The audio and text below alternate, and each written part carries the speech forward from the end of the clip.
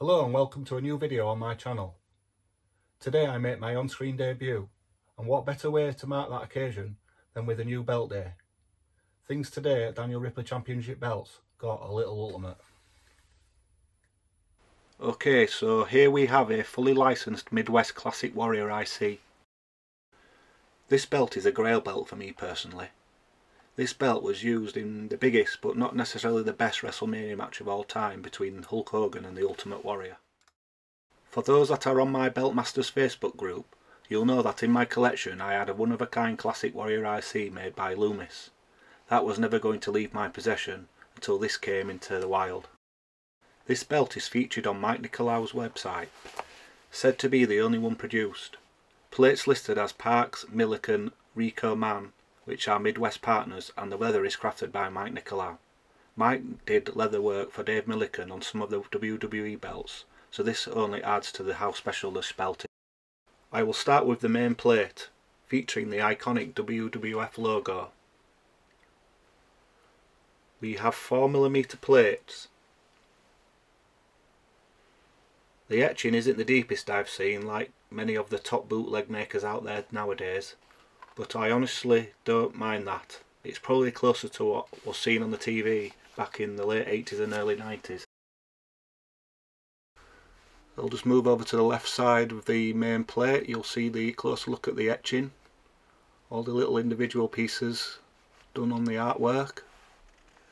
Another thing about the etching is how on American plates the etching is clean as you would expect, but the etch goes like down straight as opposed to down on an angle like the overseas plates. Not to say that that's a bad thing, but it's just a small difference between the real deal and non-authentic belts. The heavyweight wrestling banner features the 2003 Reggie Parks replica details and also the Reggie Parks RP initials to the end of the banner. I'm going to probably add some paint at the bottom of the Reggie Parks replica, as it could just do to have some more paint in there just to refine the detail a little. All the lettering is as crisp as you would expect, and the stars, which sometimes are let down on a reproduction of a classic IC, are all individually etched to perfection. All the letters have been etched to perfection. The paintwork goes lovely up against the side of the letters. It's great work by Mike and Dave. More images of the globe there and the stars. Really great etching.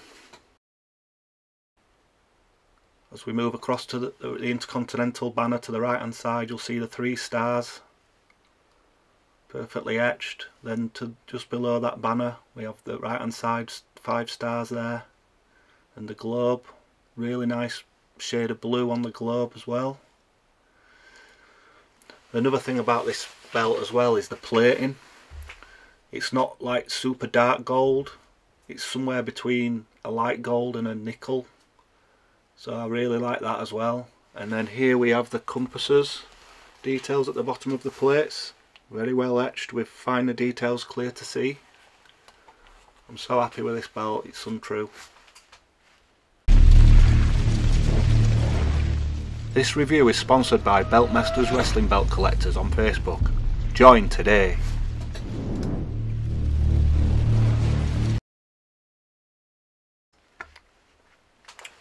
Moving on to the first side plate to the right hand side, the wrestlers.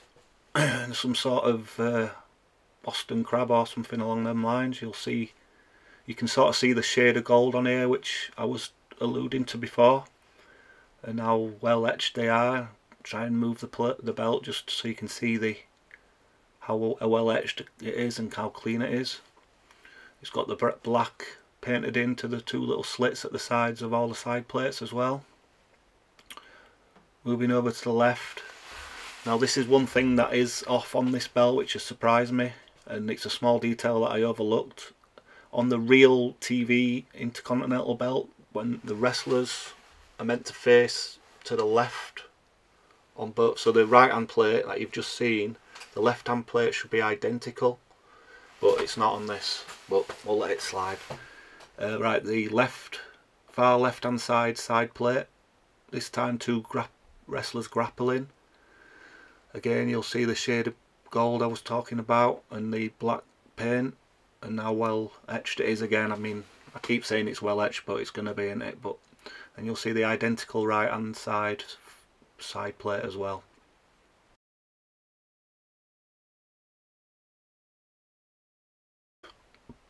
Here I'll just move the belt so you can see the different shades of gold on it as I move it with the light. And now I'll move on to the logo plate, which is a 2mm thick plate, as you can see, painted in very well, very nice.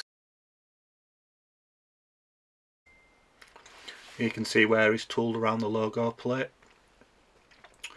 It's pretty decent tooling, to be fair. You'll see quite a lot of cracks on the leather, that's just to be expected. And now here we've got the one piece tip, and you'll see just to the left the WWF tooling inside the snap boxes.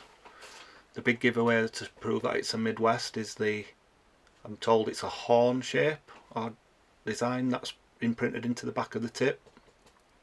That's a telltale sign of a Midwest belt. Now move on to the male snap box. Here we see the Dave Millican belts stamp, and to the right hand side into the middle of the end of the tip is Mike Nicolau's hand signature, and crafted by Mike Nicolau.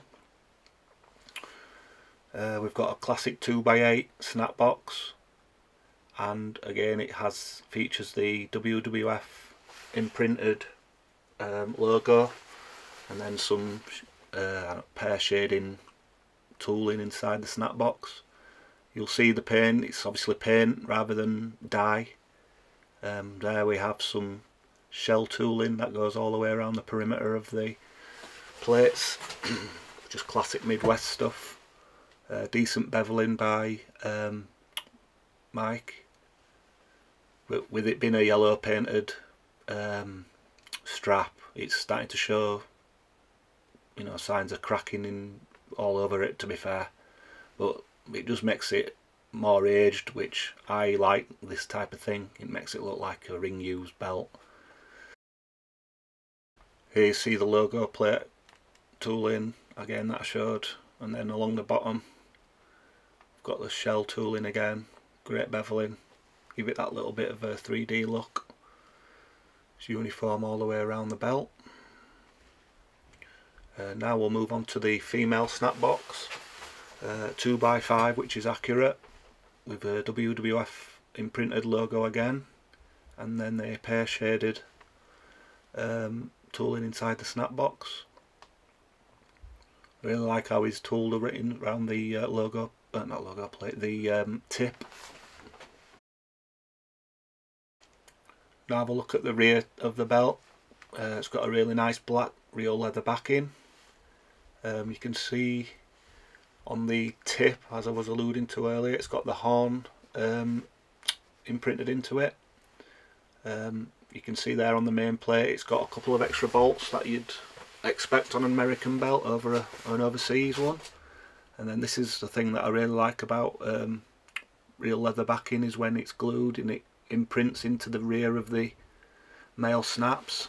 It feels really brilliant and soft to the touch. And for an old belt it's pretty flexible as well. I don't really want to give it too much of a press down just to create more cracks, but yeah, I'm really happy with it. You'll see here it's a bit of spring back there, but overall for the age of the belt it's a beauty. Really happy with it. Give you a few more shots here of the WWF logo inside the male snap box. Here's just another overview of the belt on the, facing forwards. A few angles here where you can see the different parts of the etching and how it looks when it's going to be displayed. hope you've enjoyed this review. I'm quite new to it, so there'll be little teething problems, but I just thought I'd start with a bang and show you off my latest real Midwest Classic Intercontinental Championship. Thanks for watching. See you again.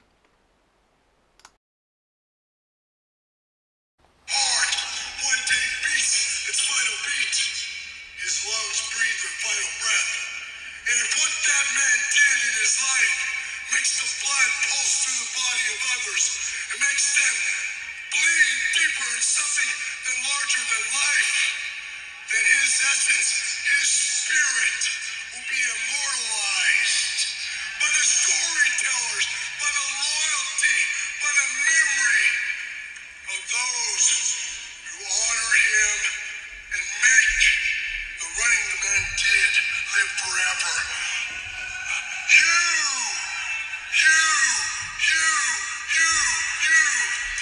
are the legend makers of Ultimate Warrior. Ultimate Warrior, you are the Ultimate Warrior fan.